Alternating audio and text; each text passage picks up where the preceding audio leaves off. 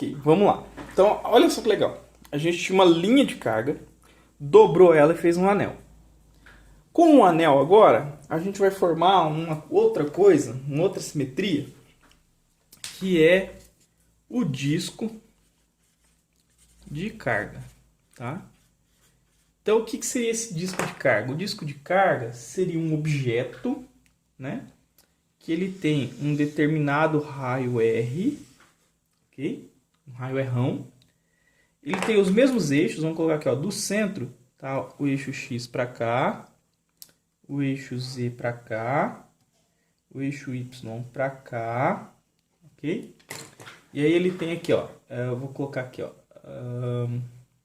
raio Rão, tá? Raio Rão. E eu quero determinar o campo em um determinado ponto no espaço aqui, ó, ponto P, ok?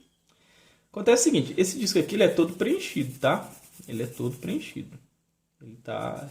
É uma superfície isso daqui, tá? Ele tem uma densidade de carga sigma. Dá para enxergar essa caneta cinza? Dá. Ele tem uma densidade de carga cinza. Agora, o barato aqui é o seguinte, é se aproveitar dos conhecimentos que a gente tem, né, no prévios, né, das ferramentas que a gente tem. Por quê? Porque anteriormente nós determinamos o campo provocado por um anel, ok? Neste ponto P. Então esse anel aqui, esse anel que aparece aqui, deixa eu usar a mesma cor aqui. Esse cara aqui é o anel que tem relação agora com a carga dQ que eu pego para calcular o campo nesse ponto. Então perceba o seguinte, ó, quando eu tinha uma linha de carga, eu peguei um dQ, calculei um campo naquele ponto e aí eu somei para pegar toda a linha. Para o anel, a mesma coisa, peguei um dQ, calculei a carga, o campo desse dQ naquele ponto, somei tudo para calcular o resultante, certo? Aqui o meu dQ é diferente, o meu dQ é um anel, tá? É esse azul todo aqui, ó, tá? Ele não é um ponto.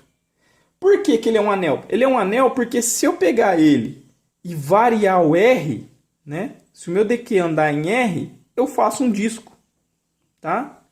Então, se eu pego um dQ e ando ele em 2π, faço um anel. Se eu pego um dQ e ando ele ao longo de L, faço uma linha. Então, se eu pego um dQ agora que já é um anel e ando ele em R, eu faço um disco, tá? Então, esse é uma coisa interessante. E aí, lembra que o nosso campo resultante para um anel ele estava exclusivamente ao longo de X e ele tinha essa cara? Então eu vou aproveitar essa informação aqui, porque eu sei que o campo gerado aqui, ó, o campo gerado aqui, o DE do anel, ele tem essa cara, ó, ele tem essa cara aqui, ó, ele é um dQ agora, né, obviamente, por 4π ε0. E ele tem essa expressão, ó. Ele está a uma distância x do centro do anel. O anel tem um raio R agora, tá? Um R ao quadrado mais um x ao quadrado a 3 meios, tá? Então esse é o meu DE. O DE eu já conheço, tá? Então o DE eu já conheço.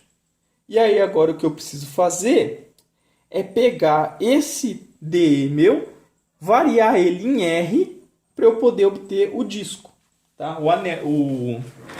Esse disco de carga aqui. Então, como que eu vou fazer isso? Vou fazer isso primeiro pensando que este dQ que está aqui, ele está associado a um dQ, que está associado a esse sigma aqui, ó, tá? Então, veja só. Eu tenho que a densidade superficial de carga do anel é a carga dividido pela área do anel, certo?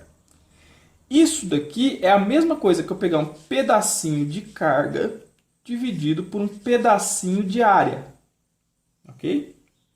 Então, o meu dQ ele pode ser escrito como sendo sigma dA, tá? Então, ó, eu não vou usar a área aqui agora não, eu vou usar o sigma para simplificar a expressão, tá? E o que eu posso dizer desse dA aqui? O que seria esse dA? Esse dA é a área do anel. Se esse anel eu estou falando que ele tem um raio R', que aqui está, né? É esse raio aqui, ó, R', e a espessura dele, essa grossura dele aqui, ela vale um dr, tá? Então, como que seria a área? A área desse sujeito seria 2πr, que é o comprimento dele, né? Isso me dá uma linha. Se a gente pegar esse anel, vamos pensar assim, ó. Se a gente pegar esse anel e fazer ele virar isso aqui, ó, fazer ele virar uma linha, né? Esse anel aqui, o que vai acontecer? Esse comprimento dele vale 2πr, concorda? É o comprimento da circunferência. E aí, se eu fizer vezes a espessura dele aqui, ó, se eu fizer um drzinho, isso daqui me dá justamente o meu dA, tá? Então, o que eu vou fazer? Eu vou fazer o seguinte, vamos reescrever isso daqui. Vamos reescrever da seguinte forma.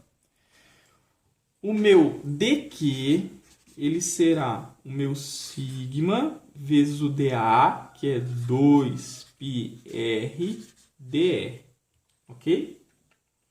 Então, o campo que eu vou obter, né, o dE que eu vou obter, vou mudar de cor aqui, o dE que está sendo gerado naquele ponto devido ao anel, ele vale isso daqui, ó, ele vale... vou pegar essa primeira expressão aqui, ó, tá? Sobre 4πε0 e deixar o dq lá para a ponta para eu reescrever o dq. Ele vai valer o seguinte, ó, ele vai valer x, estava lá, sobre 4πε0 r ao quadrado mais x ao quadrado a 3 meios, aí vezes o dq. Quem que é o dq? Sigma dA. Quem que é o dA? O dA é 2πr dr. Então, 2πr dr, certo? Então, olha só, eu posso simplificar este π com este π. Esse 2 eu vou deixar aqui, vocês vão saber daqui a pouco por quê, tá? É uma malandragem da vida, ok? Então, o que eu preciso fazer agora? Eu preciso fazer com que esse dE ele seja somado, né? Ele seja somado para diferentes anéis, desde zero, desde o centro até o R total, tá? Então, quem que vai ser o meu campo resultante? O meu E resultante, ele vai ser a somatória de 0 a R, né? Dos meus Ds, tá? Vou colocar aqui entre aspas aqui, porque o intervalo de integração não é necessariamente esse, mas eu vou somar os meus Ds que aqui estão, tá? Isso daqui na direção de I, tá? Coloquei o vetor ali. Então, vamos lá. Então, vamos fazer isso. Então, o meu E resultante, ele será, tá? Vamos pegar aqui, ó. O sigma é uma constante, o x é uma constante. Esse R aqui não é uma constante, porque ele é o R do anel e eu quero fazer ele variar, tá? Então, eu vou fazer o seguinte, ó. Vai ficar sigma x dividido por 4πε0 fora da integral. A integral de 0 até R de 2r dr, certo? Dividido por r ao quadrado mais x ao quadrado a 3 meios, ok? Então, eu caí nessa integral aí. E aí, essa integral ela é um pouco mais tranquila de se fazer. Por quê? Porque eu posso chamar de o meu r ao quadrado mais x ao quadrado. E aí, na hora que eu fizer du dr, né, que eu estou integrando em dr, eu vou perceber o seguinte, ó, que o meu du, ele vai ser a derivada disso daqui, que vai dar 2r, a derivada disso, que não vai dar nada, que isso aqui é uma constante, dr. Tá? Então, eu vou substituir aqui, ó, esse 2r dr aqui é o meu du. E eu vou ficar com u a menos 3 meios. Tá? Então, eu vou ficar com o seguinte, ó, o meu E de R vai ser sigma x, dá para enxergar aí? O meu E de x dividido... Ô, trem, toda hora eu bato o pé nesse negócio. Por 4πε0, a integral de 0 até... não vou colocar isso daqui agora não, porque eu estou mudando estou fazendo substituição de variável, tá? Então, eu preciso voltar depois e lembrar que isso daqui é de 0 a R, tá? Então, eu tenho meu du com UA 3 meios, ok? Então, eu caio nessa integração aqui. Essa integral aqui é uma integral um pouco mais simples de fazer, né? Não sei se vocês se recordam, mas essa daqui é a integral de u elevado a menos 3 meios du. Qual que é a regrinha? A regrinha é soma 1 no expoente e divide pelo que dá, tá? Então, isso daqui ficaria u a menos meio e o que deu? Menos meio. Então, ficaria menos meio aqui embaixo, né? Só que aí o 2 ele vai subir multiplicando, então fica menos 2 aqui, ó, fica menos 2u du, tá? Então, essa daqui é a minha integral que eu vou voltar aqui. Quem que é o u? O u é esse sujeito aqui, não é? Então, qual que é o resultado dessa integral? É menos, né, 2, que u a menos meio vai ficar r ao quadrado mais x ao quadrado a meio, certo? Esse é o resultado da integral. Então, quando a gente volta aqui, isso daqui tem que ser calculado de 0 a r, tá? Então, quando a gente volta, a gente vai obter o seguinte, ó, que o e resultante ele vai ser igual ao meu sigma x dividido por 4π epsilon 0, ok? Que é o que estava fora da integral. E aí eu vou fazer agora a integral, a resolução do intervalo de integração. 2 dividido por r ao quadrado mais x ao quadrado a meio, calculado de 0 até r. Ok? E aí, nós vamos obter o seguinte, vamos fazer isso daqui.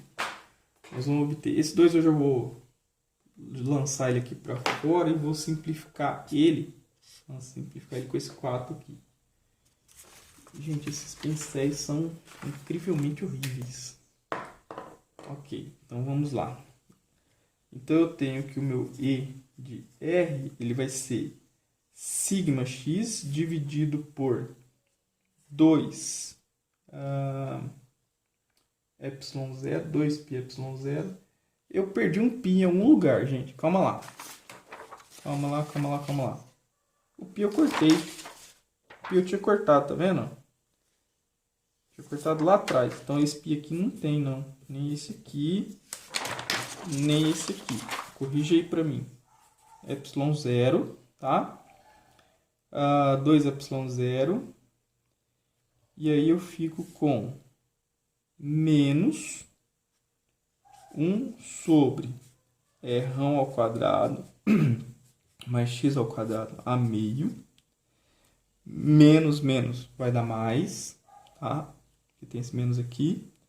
E aí, quando vale 0, 1 sobre x ao quadrado a meio vai dar só x, ok? Esse x, na hora que eu passar multiplicando aqui dentro, ele vai dar 1 aqui, ó, tá? E vai ficar x aqui. Então, vai ficar o seguinte, ó, o meu E resultante, ele será sigma sobre 2 epsilon 0, ok?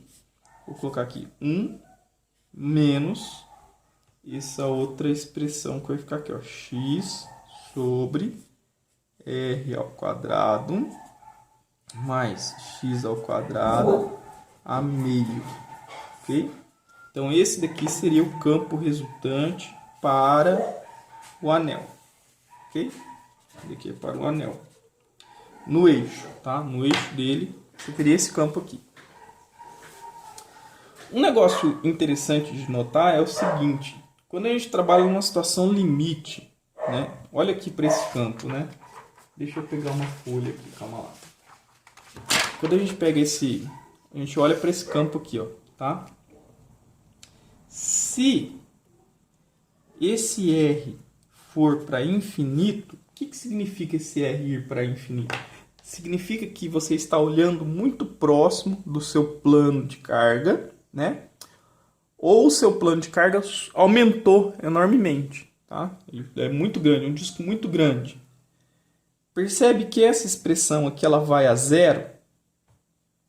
Isso daqui no limite de R tendendo a infinito, isso daqui vai a zero. Então você fica só com essa expressão aqui, ó.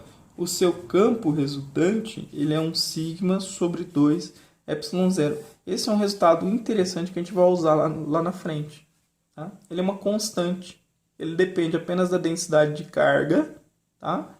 dividido por 2 ε0. Ele não decai, tá? Quando você tem um plano muito grande. Perceba que o campo para o anel, para a linha de carga, ele decai. Até mesmo para a esfera. Quando você tem um plano enorme, não cai. É uma constante. Isso é um resultado bacana, tá?